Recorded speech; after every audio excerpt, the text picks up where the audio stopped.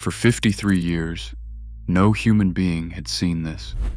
Then, on April 6th, 2026, 4 astronauts flew behind the moon and lost all contact with Earth for 40 minutes.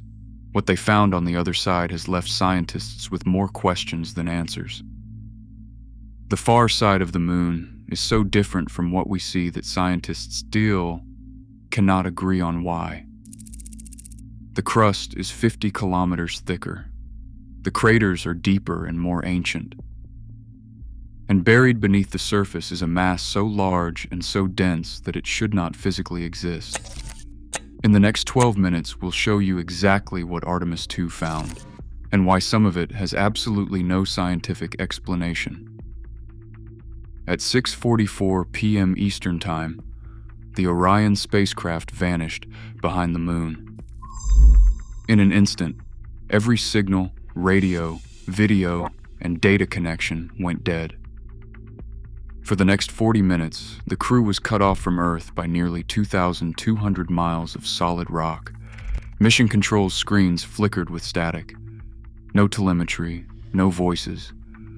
Just the cold certainty that for the first time in half a century, humans were alone in a place where no one could help them. This blackout was not a glitch. The moon itself blocked all communication, as planned. Engineers call it geometric occultation, a simple line-of-sight problem that no technology can solve.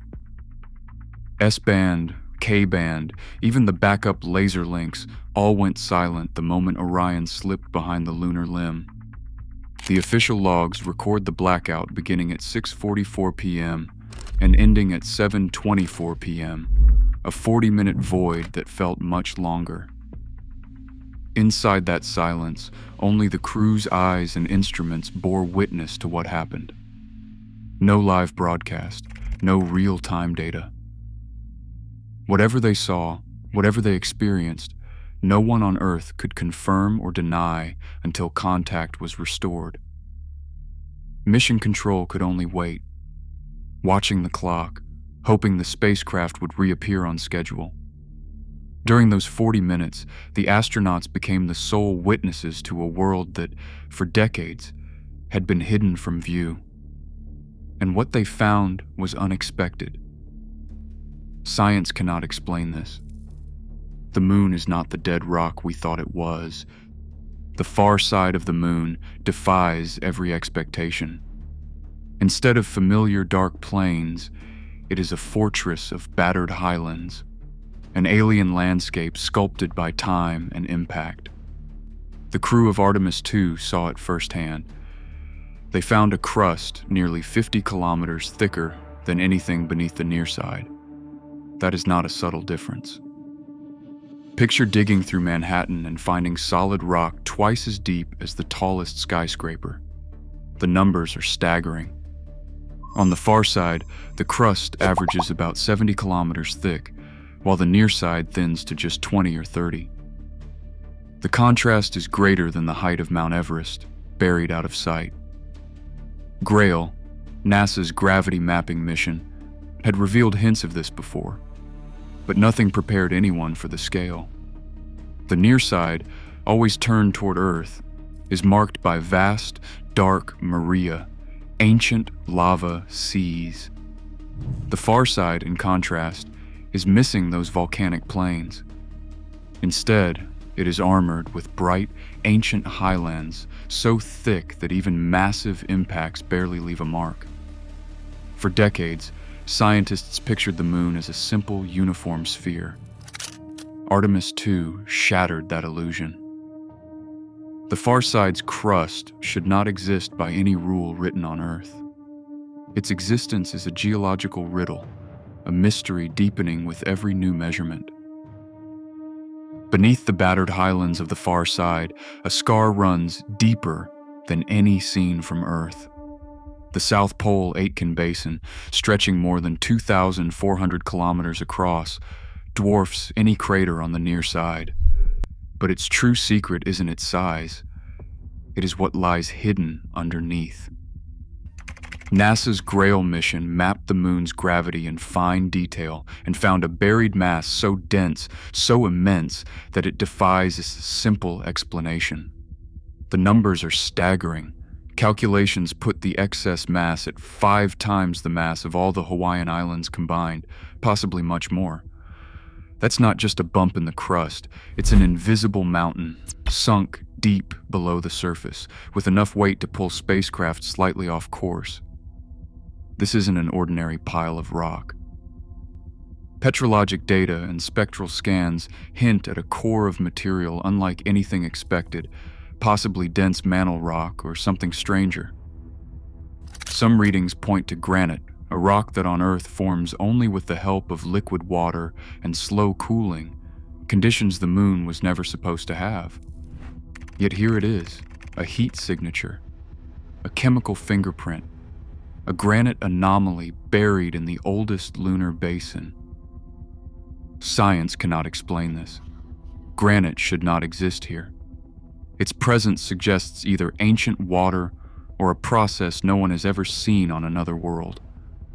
Every new layer of data, gravity, chemistry, and heat adds to the impossibility. The far side's deep basin, its hidden mass, and its forbidden granite all point to a lunar history far wilder than textbooks allow. For decades, this side of the moon was hidden from view. Now, with Artemis II's data in hand, no one is prepared for what the evidence reveals. The moon is not the dead rock we thought it was. Beneath the battered surface of the far side, Artemis II's instruments picked up something even stranger. Enormous hollow spaces running deep below the crust. These are not simple cracks or sinkholes. Radar pulses sent from orbit vanished into voids, hundreds of meters wide and stretching for kilometers. Evidence of intact lava tubes, ancient tunnels carved by flowing rock billions of years ago. On the near side, most tubes have collapsed, leaving only shallow pits. But here, on the far side, the tubes remain sealed and untouched, shielded by a crust up to 70 kilometers thick. Gravity maps from the Grail mission reveal matching dips, negative anomalies, right where the radar shows empty space. The numbers line up. Some of these voids could swallow skyscrapers whole. For decades, these caverns were only a rumor. Now they appear real, preserved like time capsules since the moon's earliest days. Scientists have begun to wonder what secrets might be locked away in these silent tunnels, fossilized gases, traces of ancient water, even clues to how the moon formed. But the far side hides something even more baffling on its surface. At a place called Reiner Gamma, the ground twists into a pale swirl, bright as chalk and shaped like a ghostly fingerprint. There's no crater, no volcano, nothing to explain its existence. Yet magnetic readings spike here, 30 times stronger than the background field. For over 4 centuries, astronomers have stared at this swirl, and not one theory fits. Some say it is the scar of a comet. Others insist it is a relic of a lost magnetic core, frozen in place when the moon's dynamo died. But the truth is, science cannot explain this. The swirl remains, untouched, a magnetic riddle surrounded by silence. Every new measurement only deepens the mystery. The moon is not the dead rock we thought it was. 6 times in less than half an hour, Artemis II's hull shuddered with the force of something striking from the void. The crew felt each jolt, sharp and sudden, a series of micro-impacts, each one recorded by the spacecraft's acoustic sensors and structural monitors. The logs show the hits, 6 distinct events, each spaced minutes apart, each strong enough to register as a spike in the radiation monitoring device. These were not just background dust. The Lunar Impact Flash Network, watching from Earth, caught 5 optical flashes within a 5-kilometer stretch of Orion's path. The 6th hit was too faint for ground-based sensors, but the onboard data leaves no doubt. In deep lunar shadow, the far side is still under bombardment. The moon is not a silent witness, it is a target. As the crew steadied themselves, another spectacle unfolded outside the windows. The sun vanished behind the moon's rim, plunging the far side into darkness. For the first time in human history, astronauts watched a total solar eclipse from lunar orbit, with the Earth itself blocking the sun. The corona flared in a ghostly ring, the only light in the blackness. Commander Wiseman said, "We're in the dark now, beautiful." For 40 minutes, the far side revealed its true nature. Not just ancient, but alive with danger and wonder. Every sensor, every flash, every heartbeat of the crew became evidence. No one was prepared for this. The moon is not the dead rock we thought it was. The most daring theory to explain the far side's impossible features is the so-called second moon hypothesis. Some planetary scientists believe the moon we see today is the result of a violent merger, not a single ancient impact. According to this idea, billions of years ago, a smaller moon, about a third the size of our familiar companion, collided and fused with the early moon's far side. This could explain why the crust is so much thicker on one hemisphere, and why the South Pole Aitken Basin hides a buried mass unlike anything on the near side.